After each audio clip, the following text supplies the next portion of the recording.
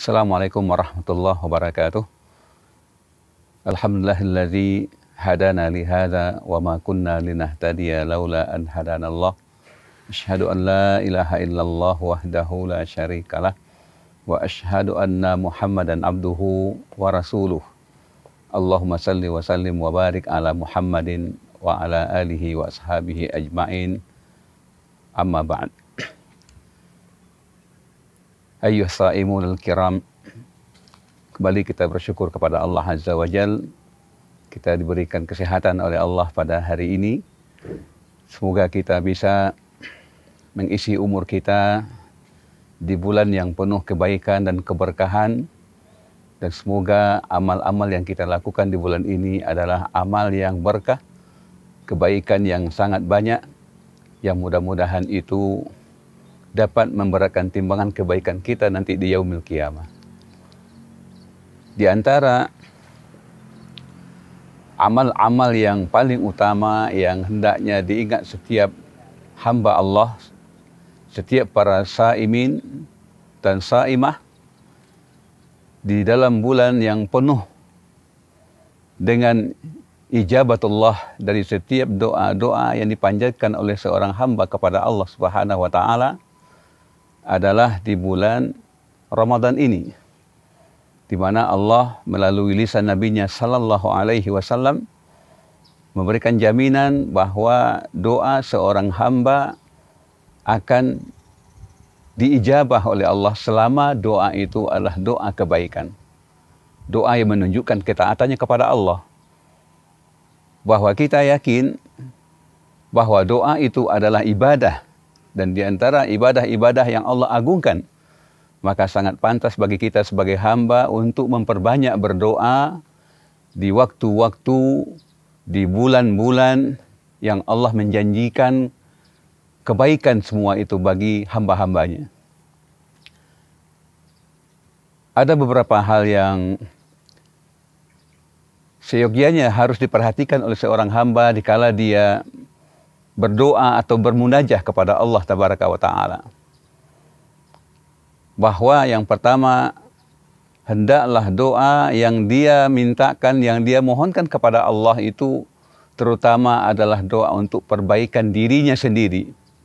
Kemudian doa untuk perbaikan keluarganya, rumah tangganya.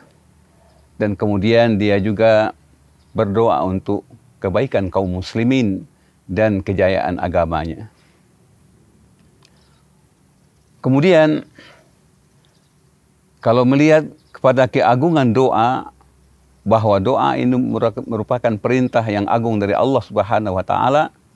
Allah mengatakan, wa qala rabbukum ud'uni astajib lakum, bahwa Rabb kamu telah mempermaklumkan atau telah mengumumkan bahwa memintalah kamu kepada Rabbmu, maka pasti akan diijabah. Kamu akan pasti dikabulkan setiap apa yang kamu minta. Rasulullah sallallahu alaihi wa ala alihi wasallam dalam satu hadis yang sahih, beliau mengatakan, ini bagi orang-orang yang barangkali malas untuk berdoa. Karena faktor kemalasan seorang berdoa itu tidak jauh-jauh, ada mungkin karena kebelumtahuan mereka terhadap keutamaan doa itu sendiri. Artinya mereka belum berilmu tentang doa. Rasulullah sallallahu alaihi wasallam mengatakan, man lam yas'alillah yaghdab alaihi. Barang siapa yang tidak mau meminta kepada Allah, tidak mau berdoa kepada Allah, maka Allah akan marah kepadanya. Kenapa? Bahwa kebutuhan kita kepada Allah sangat banyak sekali. Kalau kita tidak mau minta kepada Allah, itu gambaran bahwa kita mungkin mempunyai sifat kesombongan. Mungkin kita merasa hidup kita sudah tercukupi semuanya, atau sudah memiliki apa yang ada pada diri kita pada hari ini, sehingga kita tidak perlu membutuhkan meminta lagi. Maka di antara penyebab orang tidak mau berdoa, pertama adalah karena kesombongan, dan yang kedua adalah karena kebodohan. Jamaah rahimani wa rahimakumullah, perlu juga diketahui bahwa dalam berdoa itu sebagaimana dikatakan oleh Nabi sallallahu alaihi wasallam, "Ud'ullah." Berdoalah kalian kepada Allah. Wa antum muqinuna bil ijabah. Dan kalian harus yakin doa kalian akan diijabah oleh Allah Subhanahu wa taala. Para saimin dan saiman rahimani wa rahimakumullah. Hal ini yang terkadang kurang terpahami dan kurang dimengerti oleh setiap para hamba-hamba yang berdoa. Bahkan kadang-kadang dia sudah berdoa dengan masa yang lama, masa yang panjang. Kemudian dia mengeluh, saya sudah minta kepada Allah, saya sudah berdoa banyak yang saya minta kepada Allah, tapi mana buktinya hidup saya masih seperti ini. Apa yang saya inginkan belum lagi diberi. Yang membuat dia hilang atau berkurang keyakinannya kepada Allah Subhanahu wa taala. Maka hal inilah yang diingatkan oleh Nabi sallallahu alaihi wasallam, bahwa setiap hamba yang berdoa, yang pertama dia harus ikhlas dan dia harus meyakini Allah akan pasti mengijabah doanya. Dan perlu juga diyakini bahwa keterkabulan doa seseorang hamba tidak selalu ditandai dengan dia dapatkan apa yang dia minta tersebut. Karena kata Nabi SAW dalam hadis yang lain, tidaklah seseorang muslim dia meminta kepada Allah, lalu kemudian dari permintaan tersebut kalau dia belum mendapatkan apa yang dia minta itu, salah satu dari yang 3 hal pastikan ditepati oleh Allah Subhanahu wa taala. Yang pertama, ada kalanya apa yang dia minta langsung diberikan dalam waktu yang dekat.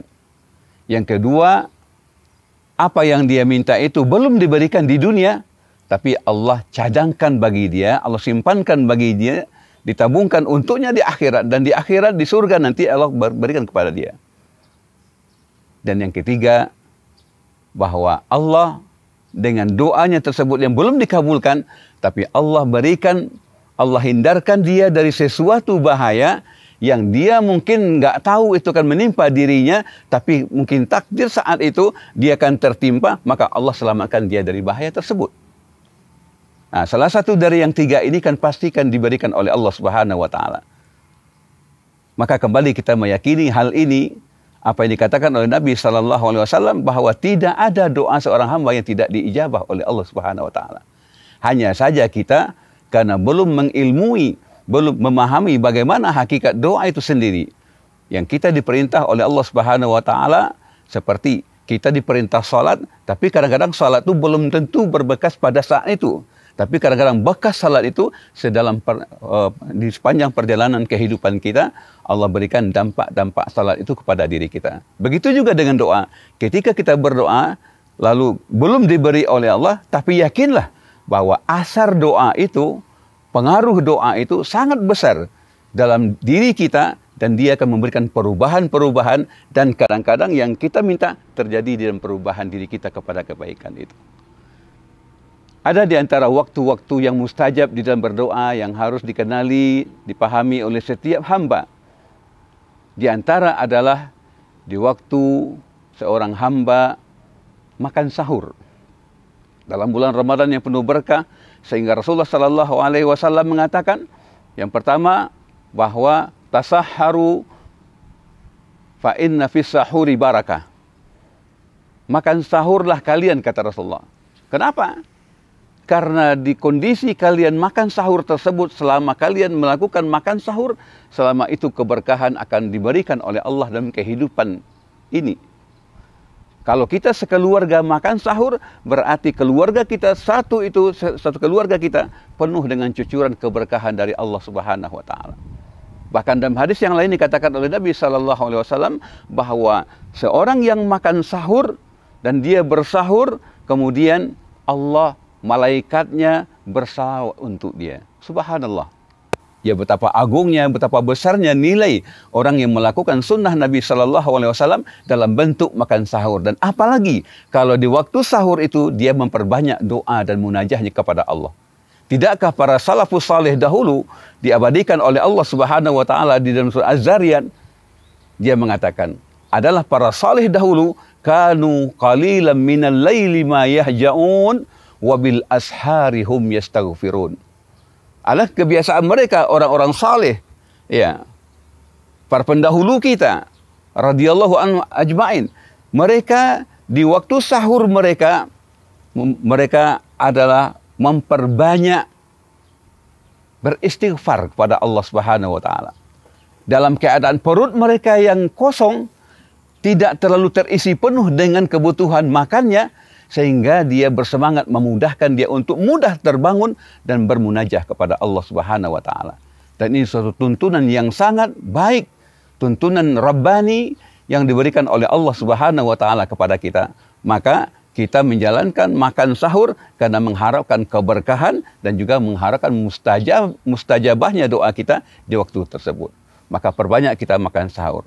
Dan yang kedua, ketika kita sudah mendekati masa-masa untuk berbuka puasa. Dan waktu berbuka puasa, maka kita berupayalah menyibukkan diri kita dengan kebaikan. Tidak ada satu waktu yang paling berharga bagi seorang hamba dalam hidupnya. Tidak ada saat yang paling berharga, yang paling menggembirakan, membahagiakan dia nanti di akhirat. Ada waktunya ketika dia mengisi waktu itu dengan kebaikan dan ketaatan kepada Allah Subhanahu wa taala.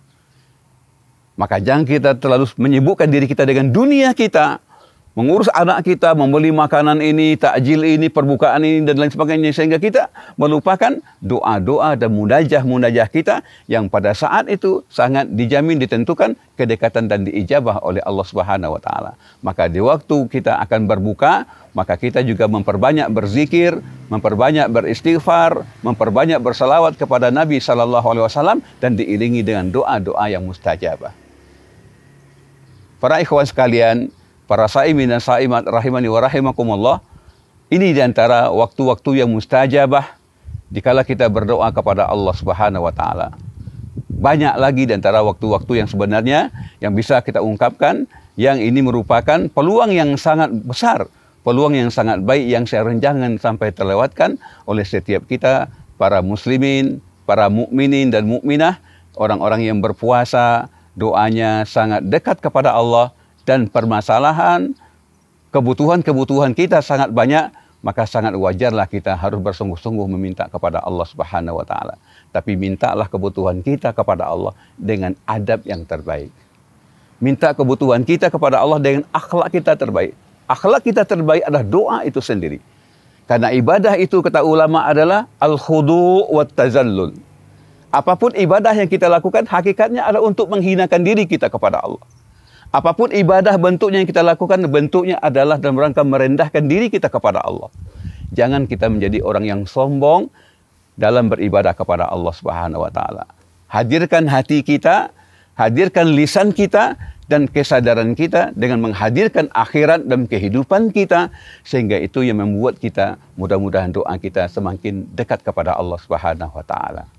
Barangkali ini diantara dua waktu, dua keadaan dengan hadis-hadis Nabi sallallahu alaihi wasallam dan petunjuknya yang insya Allah memberikan ketenangan, memberikan jaminan kepada kita dalam menjalani kehidupan agar kita menjadi hamba yang sejati, hamba yang mudah meminta kebutuhan kita kepada Allah dengan adab-adab yang sangat baik, dan semoga doa-doa yang kita panjatkan kepada Allah Subhanahu wa taala tujuannya adalah untuk perbaikan diri kita, perbaikan istri dan anak-anak kita dan kaum muslimin seluruhnya. Mudah-mudahan dengan dua hal ini, dengan tuntunan-tuntunan yang kita bacakan ini, semoga menjadi ilmu yang bermanfaat bagi kita semua, dan kita akhiri dengan wassallallahu wasallam ala nabiyina Muhammadin wa ala alihi wa sahbihi wasallam. Subhanakallahumma wa bihamdika asyhadu an la ilaha illa anta astaghfiruka wa atubu ilaik. Assalamualaikum warahmatullahi wabarakatuh.